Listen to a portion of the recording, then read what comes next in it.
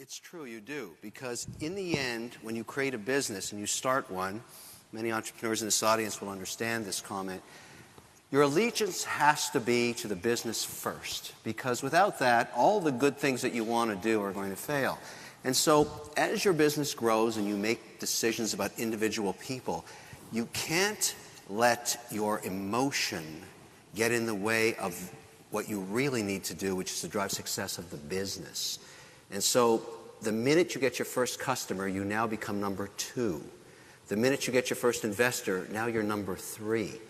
The minute you hire your second employee, you're number 4. It's still your business, but now you know who you have to serve. And I think a lot of entrepreneurs that fail don't understand that you're always serving someone, a shareholder, a customer, the business. And if you lose sight of that by letting your emotions get in the way, and this often happens, certainly happened to me in early days, many people hire their friends. They start a company with their friend or with their brother. Good way to end a friendship. Or it's a family business. And very often, nepotism is what kills the golden goose. Because very often the better manager is not your sister, brother, uncle, cousin, whatever. And I live through this all the time in the companies that I'm an investor in. I have 32 portfolio companies now. I watch this happen every day. And I don't let emotion get in the way of the true pursuit of what matters, the success of the business. The key to ending a relationship is to explain to the person that you're doing it to why it's happening.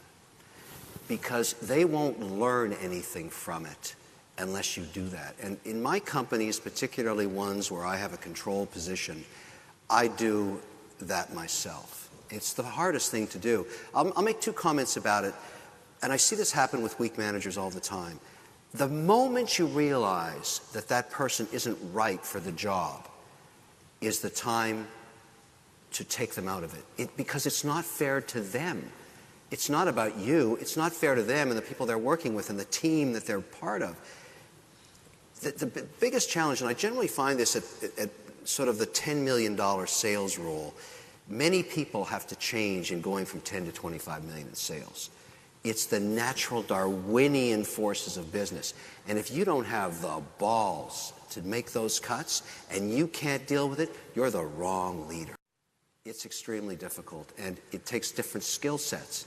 And you have to be able to, work with people. The key is, you don't want bad karma in business. When I terminate somebody, I make sure they get a fantastic package. I make sure they get counseling. I make sure that we do everything we can to find them another job, just not with us.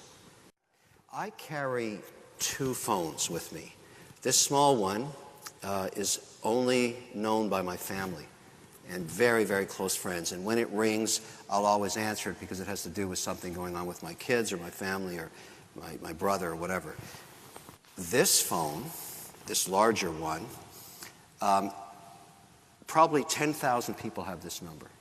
I'm a believer that if you are an entrepreneur or a major shareholder of a company, every single customer should know if they have a problem who they can call.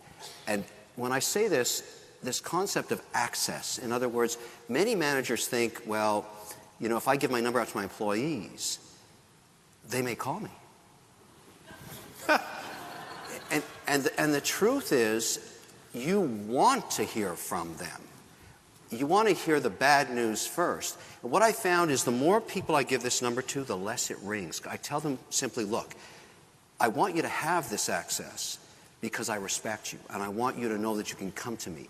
And in that trust, I find that most people never use it. This thing does not ring as much as my family phone does. But when it rings, it's a big deal. And the reason I know it's time to terminate somebody in one of my companies is when my customers and my shareholders call me 3 times about that person. Mm-hmm. It's always the same. Mm-hmm. It's always the same. When a customer's complaining about a CEO or a head of sales or the head of R&D, or employees are not happy, and I keep getting that phone call, I get on the plane and I get my whacking stick out. Because there's something wrong. And no matter how you try and fix it, the market's talking to you. You have to make that decision. It never gets easy. And you do it personally? I do it personally. You do it face-to-face? In the companies I have 51% equity, I do it personally. I don't do it when I'm a 3% shareholder because that's not my job. But in the O shares, I'm a 50% shareholder in. If I have a problem with somebody in there, I take care of it myself. I care a lot about that company because I own half of it.